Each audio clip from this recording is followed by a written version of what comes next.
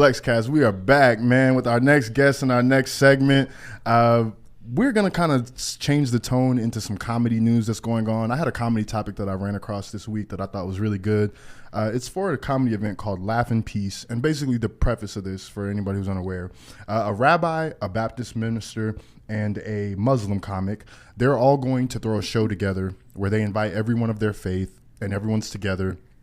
And the idea of the show is that we promote religious inclusivity, right? Mm-hmm. That we're able to coexist peacefully. You know, race is one of those things that kind of divides humans everywhere, right? Yeah. And so this is kind of like a force against that. And I'm reading this, Nubia, and I'm like, man, this can either go really well or this can go really bad. Yeah. Like, I'm thinking of like all the things that can go well and all the things that go bad. Yeah. So I thought, man, we're going to have Brandon on this week. Our guest here with us is Brandon Lewin. He is the owner of Big Laugh Comedy, one of the newest up-and-coming comedy companies in Austin.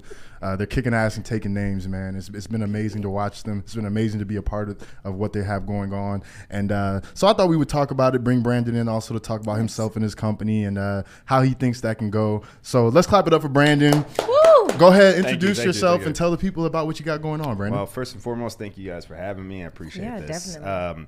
So my name is Brandon Lewin. I run a company called Big Laugh Comedy. We are making the world laugh. Our mission is to bring laughter to the people. I believe that laughter sparks positivity. Positivity sparks more productivity and better relationships. And in fact, all that can spark a better place for us to live in this world. We see too much drama and negativity surrounded by us in entertainment everywhere. Drama is the number one genre in entertainment, so we want to flip the script and bring comedy as the number one genre in entertainment. So what we currently do though right now is we start off in we do live production for comedy shows in Austin, Texas, and other parts of Central Texas. So it's a lot of fun. I started off doing comedy for about a year and a half. And then I was an entrepreneur doing marketing and advertising. And then so I started using that for producing shows, found out I was actually a little bit better at doing the producing, getting people there, butts and seats, and then let the comedians do their job. And the one thing I found is that like comedy, like a lot of industries, it's a little hard to break into because the community is so tight. Yeah. Also, if you're a bit of an outsider, they have to like test you out, make sure you're cool. Yes. They don't want any like stupid people get involved. Plus, there's like every industry, there's always the stupid people who fuck things up for everyone else, and try to scam people or steal money. Right. It doesn't help. The bottom feeders. Yeah, it doesn't help that I'm Jewish too. So they're like stereotypes. They just run that across me. I'm like, I'm a good one, I promise. Yeah. But I like this topic though that you brought up. My first question with that right off the bat is that do they have to tell all their jokes with a Muslim, a Christian, and a Jew walk into XYZ, you know, those kind of, because I grew up, my uncle used to always tell those jokes, like a priest, a rabbi, and a minister walk in, and then something happens, you know. I don't have a joke on top of my head. But so not all of the jokes start with that, but it is like an introduction that they use for the show. Okay. When I was looking up the information and researching this a little bit, this is their first live show for this event, but they've done a virtual one. Cool. And the virtual one actually went pretty well. Like they were able to monitor people's like interactions and engagement while it was going on. Nice. Whenever the punchlines would fly, they would watch and see like if people thought it was funny. Yeah. And apparently that turned out to go pretty well. So they were like, hey, let's bring a live format to it. So I'm curious, like, Did you watch like a little bit of the live? I couldn't find any footage. I think it was like a paywall event. I think that they're protecting their idea because this is one of those things that like if it goes well, it has the potential to be insane. Like I don't think that. Can you remember anything in comedy like this? No, I can't remember. Not ever. No. You know, like I think when we book comedy shows, we like to have like diversification in the lineups, and I think a lot of people are kind of keeping that in mind nowadays. But this is a great concept of bringing religion, which religion is not something you usually talk about. It's typically an anti-comedy. So it's cool, man. It's cool how they're doing that. It'd probably be interesting. I mean, I have a friend. Her name's Jen Fulweiler. She's based here out of Austin, and she actually got her start as a Catholic blogger. And so she blogged about how her and her husband both grew up I think I forgot what religion, but then they converted to Catholicism, and then they have like I think 6 kids now. And so she like kind of blogged all about this, but her comedy is all about Catholicism and a lot of religion based, and then it talks about her family, and it's clean. So it's very unique because nowadays you don't really have clean comedians. I mean, there never was a whole lot of clean comedians. But I think the ones that were they had a special place, and like it's like it doesn't really exist anymore. No, not anymore. The cleanest comedian that was the most famous was Bill Cosby, unfortunately. You think so? Yes. You think so? Yeah, I think Sinbad was pretty big. Yeah, he was big, but Bill was much bigger. He also had a TV show. Yeah, he had everything. TV show, movies. TV show, yeah. You guys remember Ghost Dad? Yes, I do. Yeah. That was some... Yeah. Who's it? What's his name? This is an old 90s movie called Ghost Dad, the Bill Cosby. Yo, that's... I used to watch that all the time. That's crazy. It was so funny. Man, well, I think that like having you here, there's a couple things that we want to ask you. It's some of it is about you personally, some of it is about comedy in general. Nubia, do you want to go ahead and ask him our second question? This one? Yes. Okay, my bad. All right, so what is the hardest part about breaking into the comedy market? It kind of goes back to what I was saying earlier as far as like just getting into the community a little bit, you know. For the most part, everyone's welcoming, but you have to definitely you have to prove your worth, and you know, got to be a good person and show that you're putting in work. You know, I think that most people are welcoming as someone new, but I mean, I had a kind of a bad experience when I first started here in Austin, where people weren't very welcoming. It was like they didn't welcome me with open arms, so I had to kind of force my way into it. But that's okay. I'm from Chicago, so I'm like used to it. Right. Used to like forcing my way into situations. You know, my favorite quote was from the Genius documentary. Cootie was like, he says, when you're from Chicago, he's like, you might not have a seat, but you find your way in there, something like that. I kind of screwed up that quote, but it was a great one and made a lot of sense. And so, you know, I think that's one of the hardest things with comedy is that you just have to work your way up. But also, it's like it's not easy. It's not an easy thing. A lot of comedians, it takes a long time to get from starting off to being like a Joe Rogan type or someone who's, you know, extremely good at what they're doing, because you got to work at it. It's all about repetition. Yes. So, you know, so I think the hardest part is just kind of breaking in, being part of the community. And then once you get there, just putting in the work and doing it over and over and over again. Man, that's a perfect segue. Speaking of Joe Rogan, one of the questions I had, what would you consider, like you're kind of the head honcho over there, what would you consider Big Laugh Comedy, some of their like biggest comedian successes to date? Who are some of the guys you guys have booked that you are really proud of? Yeah, this is funny. I love working with the big names, you know, but I love the stories of comedians who have yet to kind of hit that benchmark, but they're working towards it. So perfect example is Chris Stefano. Okay. He's funny. Yeah, Chris is a great guy. It was funny. I hit him up when we first were doing shows at Vulcan in the tail end of 2020. I started hitting all these comedians up on Instagram, DMing to be like, hey, yo, we're doing shows out in Austin. And then they would start vetting me out, you know, making sure that everything was legit and I wasn't trying to scam them or whatever. Because that shit happens. It happens. So, absolutely. So, and in Austin. Yeah, 100%. Yes. And so didn't Snoop Dogg have like an issue with some promoter here? There's like a couple. Waka Flocka. No, there've been a couple that was like, they were just straight up scams. That's crazy, man. So anyway, I hit up Chris on the DMs and we were working out the deal. And he was telling me, he's like, oh yeah, by the time I come on there, hopefully I'll get on Rogan. And he's like, well, you know, we'll sell out at X amount of dollars. And then some things happened where we had a deal set up, but he had to come back. He had a TV deal. He did like the backyard. I forgot the show. It was on TBS, but he did a TV show. So it pushed him back like a year. And so he came at the beginning of 2021, I believe. And he's tripled the amount of money he thought he was going to make on the original deal. Okay. And so that's because his popularity. So he was like, maybe I'll sell out. He sold over 1,200 tickets, walked out a really hefty check. But just to see like the conversation, I snapshot the conversation in the DMs, because just to go back and be like, yo, remember what we were talking about this, and you were hoping you were going to get X amount, and then you came and did it, and then you tripled that amount. Like, that's incredible to see. And that's the cool thing is, like, when people just put it, because he's a hard worker, he hustles. He doesn't rely on other people to do stuff. He'll do it himself. And that's what I admire. Same thing with this guy, Matt Rife. I mean, some of you might, Rife. yeah, Matt's another guy. We've worked like 3 times with Matt.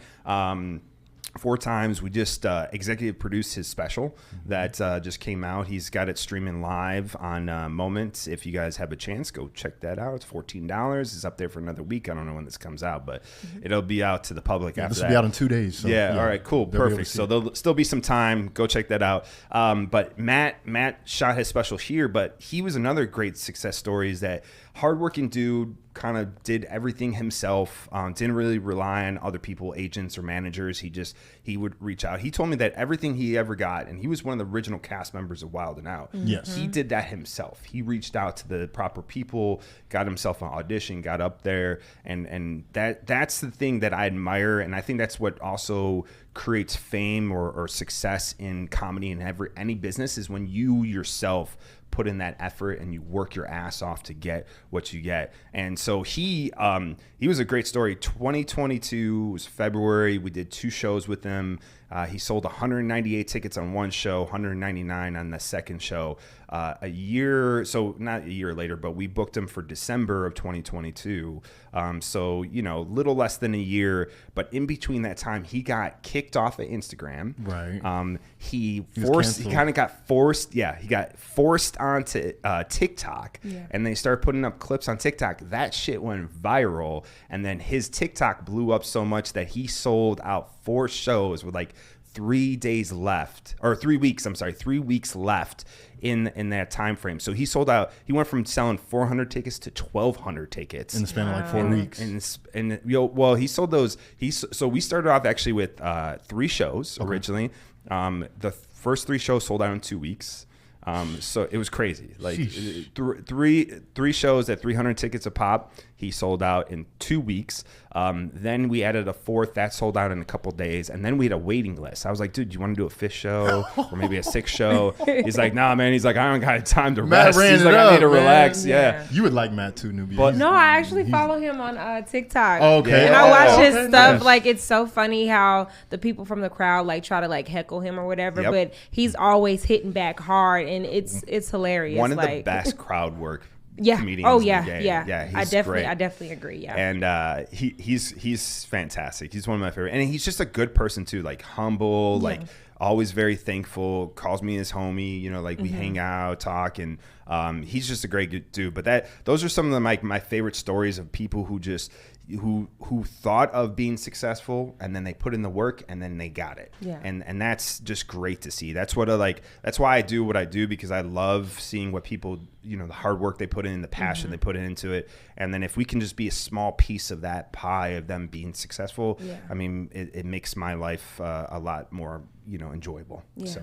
That's awesome. Yeah, thanks. Yeah. One of the things that we also wanted to talk about is like what's next for Big Laugh Comedy. Like, what do you think in the next like 6 months you're most excited for? Oh man, so we got some big stuff I can't really talk about. Or that you can talk about. Yeah. So all right. So we're doing a whole lot more media stuff. So we have some podcasts ourselves, but we have some interesting kind of show concepts that we have. I won't share the one that we have because we haven't started producing that yet. I don't want someone like taking it, but it should be a lot of fun. It's more of adult content, but yes, we're gonna put out and the thing we're focusing in on is creating content that can be like TikTok worthy shows. So I don't know if you guys noticed, but there's some shows on TikTok that people put up, and like Updating is one. It's a dating show. It's like it's sort of like I forgot what they called it. The one that they used to have on MTV, but it's similar to that. It's really wild. We actually booked them here in Austin a few months ago, and people go crazy for it. But all they do is they record that live show. They cut up like 9 segments, and they throw it up on TikTok, and it gets like hundreds to millions of views on there. Yeah. And then there's another show that I really kind of took to, which is a cab driver or guy goes around and he goes into cabs in like major cities, does New York, does London, in, and he asked the people who are driving the cabs about what their favorite food are. And because they're so cultured, usually from different cultures and from other countries, they take them to the very unique, authentic restaurants.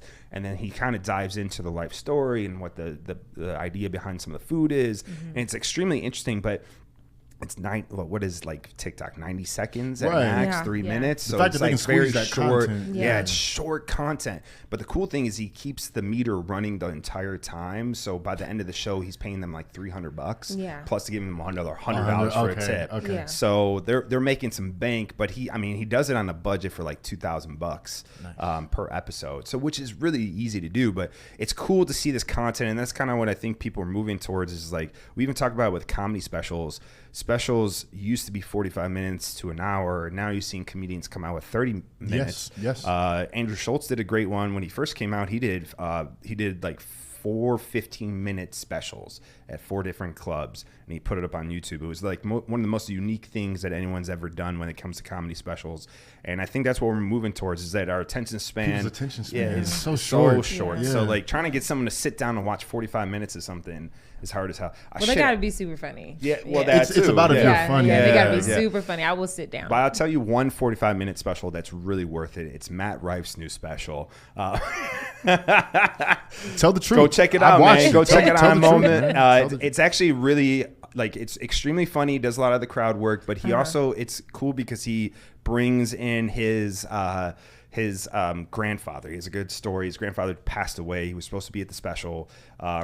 He hasn't flown in like 30 years, and so he was going to fly him out for a special, and then he passed away like 2 weeks before the filming. Oh, wow. And so he changed a lot of material around and actually named it after his grandfather. Nice. So he called him Matthew Stephen Rife. His grandfather was Stephen, so and that's what his middle name. So if you guys get a chance, go check it out. It's really worthwhile to watch it. And check out his other one too. He has another one called OnlyFans. Yeah, OnlyFans on YouTube. That one's really good. That one's on YouTube. Yeah.